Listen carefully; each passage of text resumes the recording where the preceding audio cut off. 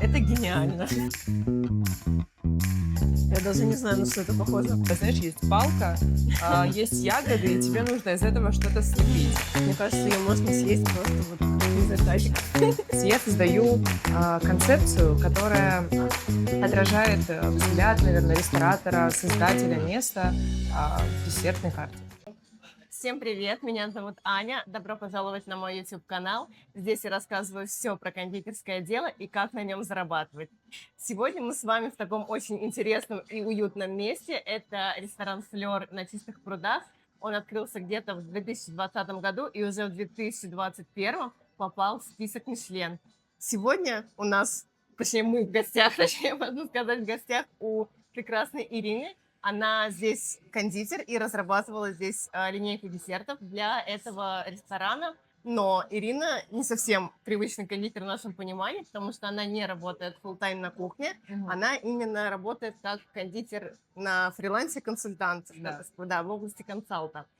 Очень, да, необычная тема, потому что не все даже, возможно, знают про то, что возможно работать в кондитерке на таком фрилансе.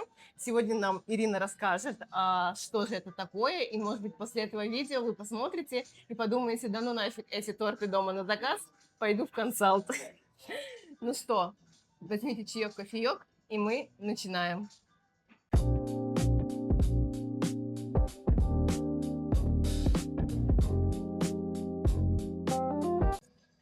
Ирина, привет. Привет. Спасибо большое, что согласилась на это небольшое интервью. Расскажи, пожалуйста, немножко о себе, чем ты занимаешься и в чем суть твоей работы. Я занимаюсь консалтингом. В принципе, разрабатываю десерты для ресторанов. Также я провожу мастер-классы. Например, вот завтра у меня экзамен в Novikov School. Придумываю, вдохновляю и творю. Я так понимаю, ты работаешь именно на проектах, то есть как на фрилансе. То есть вот в чем суть, когда тебя зовут на проект, что ты делаешь? Я обычно разрабатываю какие-то концептуальные десерты. Вот, допустим, как во Флёр у нас концепция вино, легкое такое расслабленное настроение, поэтому все десерты у меня построены на таких легких текстурах, немножечко винных нот. То есть я создаю концепцию, которая отражает взгляд, наверное, ресторатора, создателя места в десертной карте. А где ты находишь клиентов? Честно, они как-то сами находятся, да, я до сих пор пытаюсь разгадать эту загадку, но не получается. А в твои обязанности входит только разработка десертов или еще помимо этого, там, не знаю, обучение команды, например, или это все по договоренности? Это все по договоренности, да, потому что некоторым обязательно нужно обучение, то есть они вообще никак ничего не понимают. Некоторым нужно просто скинуть техкарты, они говорят, да, мы все понимаем, мы сами все сделаем, как бы нам нужно только техкарты разработать. Либо я занимаюсь еще аудитом, то есть когда ты приходишь и смотришь по себестоимости, может быть, что-то где-то можно заменить, либо ребята хотят сделать более полезную версию, ну, то есть вот такие какие-то истории. А как ты вообще разрабатываешь десерты вот под какой-то концепт, где ты берешь вдохновение и как ты черпаешь именно вот эти сочетания? Ну, это Приходят? как-то, это вот спонтанно приходит. Анализ, анализ, да, анализ и просто какое-то творчество, которое льется.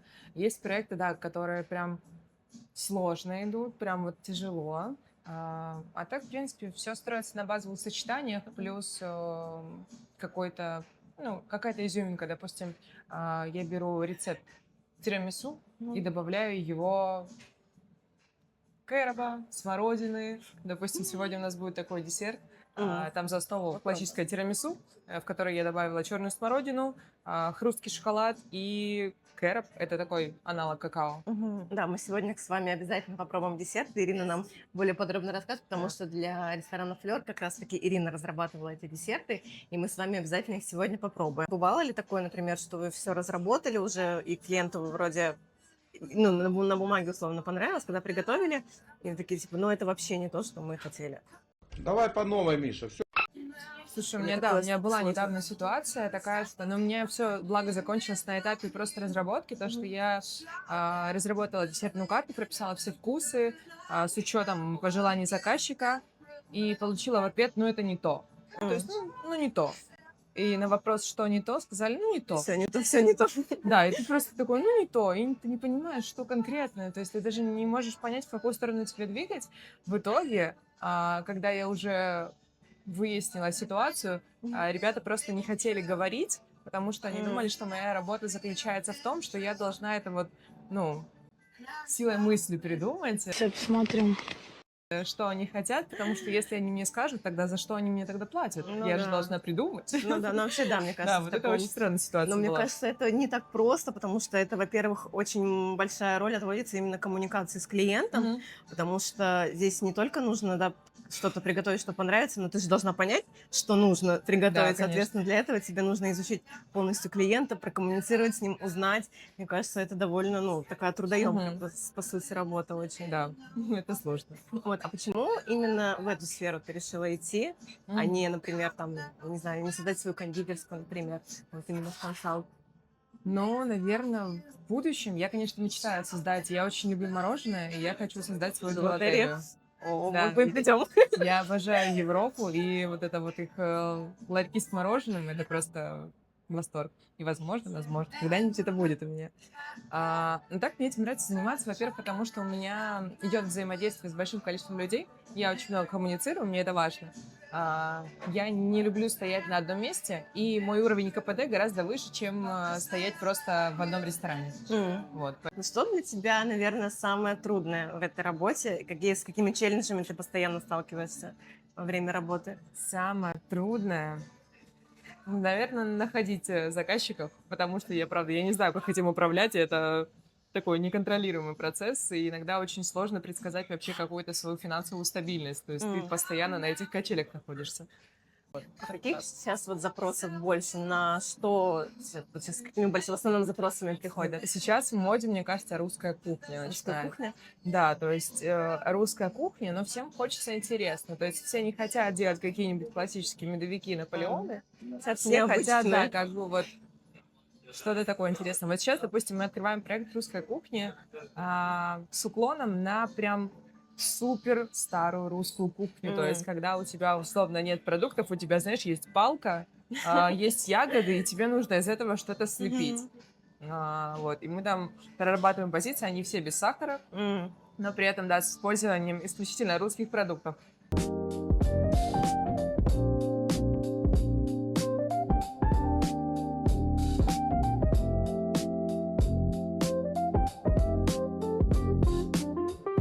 Ирина, расскажи, пожалуйста, вот из десертов, Ага. что бы ты могла посоветовать, и вот вообще какой твой любимый десерт здесь?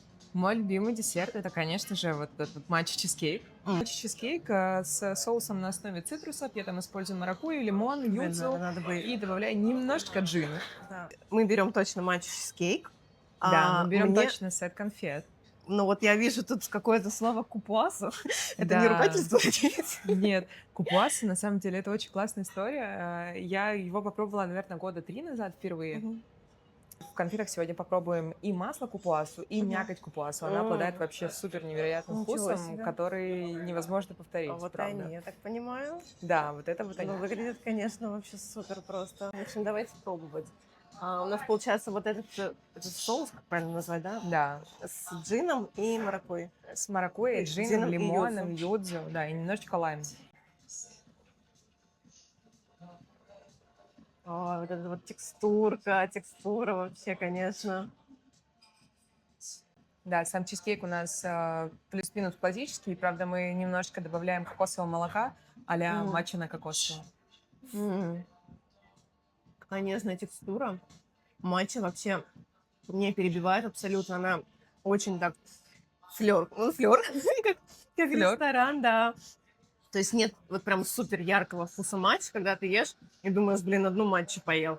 Нет, здесь вообще такого нет. Здесь вот этот баланс вкусов сырное с матчей, и когда ты это еще сверху тебе попадает на вкус вот эта вот кислиночка от маракуйи, юдзу и послевкусие вот этого джина. Блин, ну это очень вкусно. У меня там еще 3 десерта, но я еще раз попробую. Текстура, конечно, вообще просто потрясающая. Вы посмотрите на это просто. Да, в этом и заключается, наверное, хороший десерт, знаешь, когда ты попробовал ложечку и тянешься за второй. Соус просто нереальный. Я в целом очень люблю юдзу. Но она здесь не не превалирует тоже так прям вот супер Да, ярко. оно очень оттеняет. Она оттеняет, и в сочетании с маракуйей вот эта ноточка джина, она вот как-то в конце так прям чувствуется, и у тебя прям просто какой-то гастрономический оргазм происходит в этот момент во рту. Это очень вкусно, вообще потрясающе. Это гениально.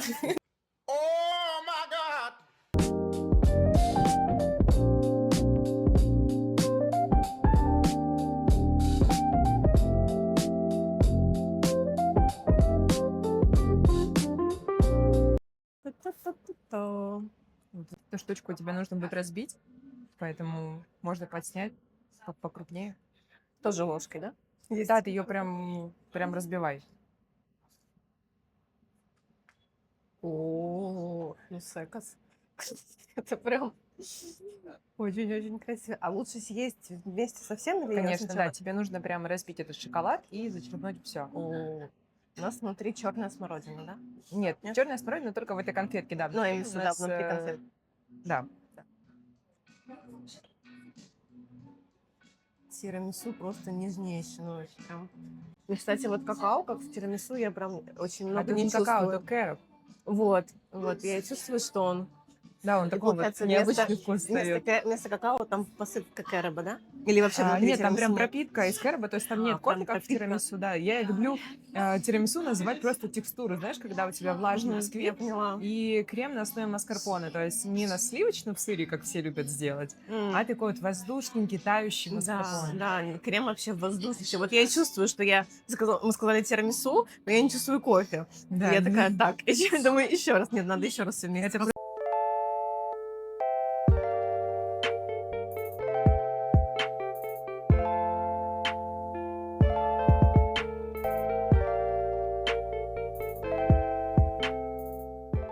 Мне очень нравится, что десерт сам по себе не тяжелый абсолютно.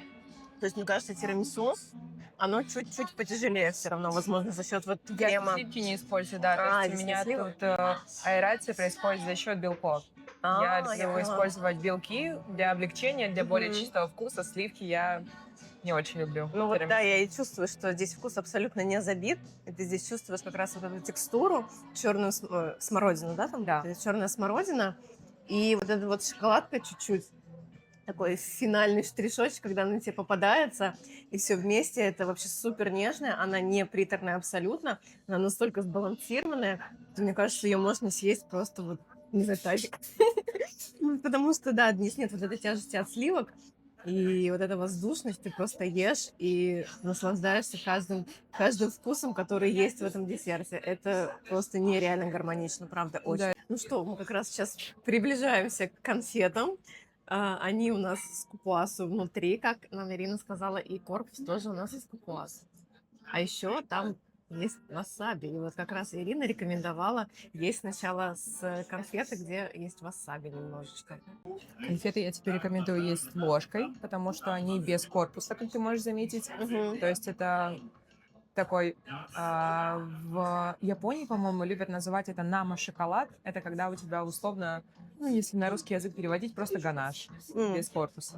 У нас, получается, первую конфету мы пробуем. Это каламанси васаби. Она такая, знаешь, довольно Плотная. необычная. И я ее называю просто гастрономическим опытом. Вот, потому что кому-то она может нравиться, кому-то не Я нравится. хочу просто серединку показать. Да, она такая тягучая. Это вот именно за счет масла купасу. Блин, Маленько. там, правда, есть васаби. У нас просто кухня разделилась на два лагеря. Кому-то нравится, кому-то не нравится. Сейчас еще раз попробую, я пока не поняла.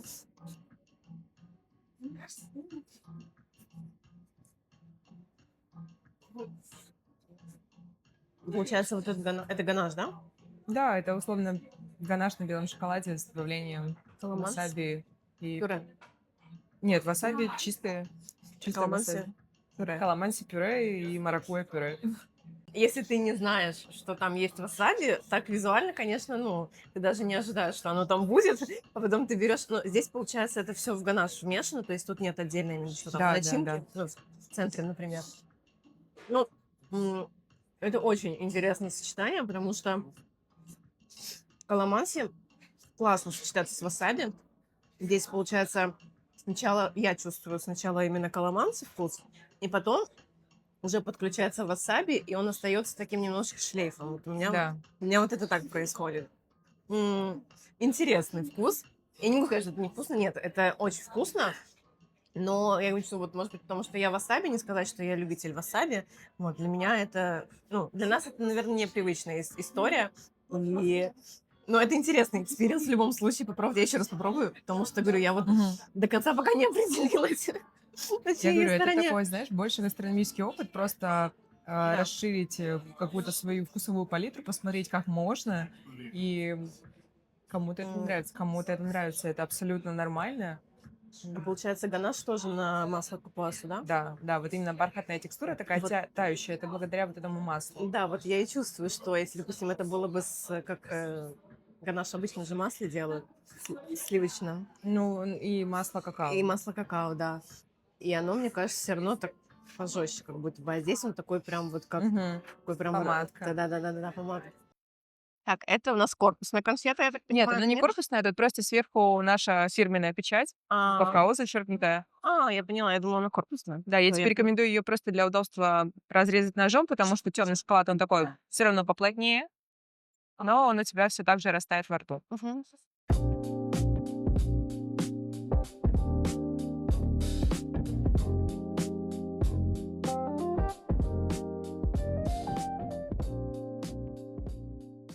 А вот внизу вот такие оранжевенькие штучки, это как раз есть мякоть купасу. Да, Сегодня мы расширяем просто мои это гастрономические... на ноже. Да, вижу мои гастрономические горизонты.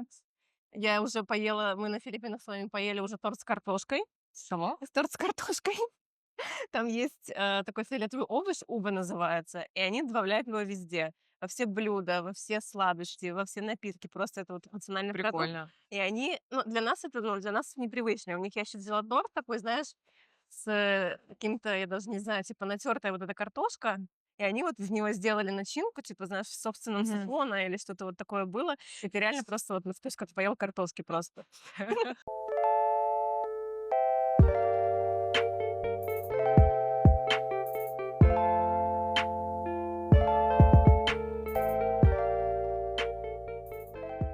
Сначала попробовать масло кукласу, мякоть кукласу отдельно. Вот что похоже на цукаты. Ну, она, да, она как цукат, в принципе, по текстуре, но у нее такая отличительная особенность. Я почему рекомендую завершать ей ужин, потому что у нее остается очень долгое послевкусие. Я даже не знаю, на что это похоже. Это, да, это уникальный вкус, потому что кто-то чувствует манго, кто-то чувствует банан, кто-то грушу, кто-то маракую, то есть... Честно говоря, мне, знаешь, что напоминает? Есть, раньше были такие соки фруктовые с мякотью, типа тутти-фрути, или вот еще бывали с бананом, с мякотью банана. Вот мне кажется, вот у меня почему-то вот такая ассоциация возникает. Ну, интересный вкус, честно говоря. Когда вот первый раз я его попробовала, у меня в голове мозг такой, типа, error, я не знаю такой вкус. Что это Да-да-да. такое? Так, сейчас попробуем все вместе. Там чуть-чуть осталось еще самого купуасу мякоти. Ну здесь есть она еще. Вот. И ганаш тоже на масле капуаса. Очень прикольно, на самом деле, ее вот именно раскусить. И ты, когда ее раскусишь, она как будто бы, знаешь, дает еще больше вкуса. У меня на вкусе банан. Мгм. Больше. Вот ты сейчас сказала про банан, на самом деле это есть, мне кажется, ловушка мозга, когда Да, пока ты когда не говоришь. знаешь, а потом, когда тебе говорят, почувствуйте нотки, там это вот, и ты такой, да, я реально чувствую там шоколад, ты.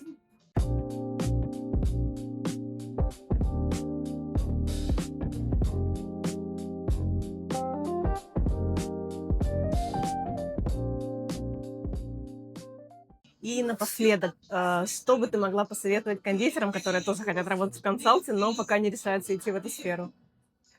Как минимум, большой опыт, потому что консалт — это всегда про отдачу. Тебе нужно постоянно отдавать свои знания. И чтобы не выгорать, их нужно постоянно подпитывать. И ты подпитываешь их либо какими-то обучениями, либо опытом, который у тебя уже наработан. То есть у меня, допустим, очень много там тех карт, которые я уже до этого проработала, и я плюс-минус понимаю, как сочетаются разные продукты.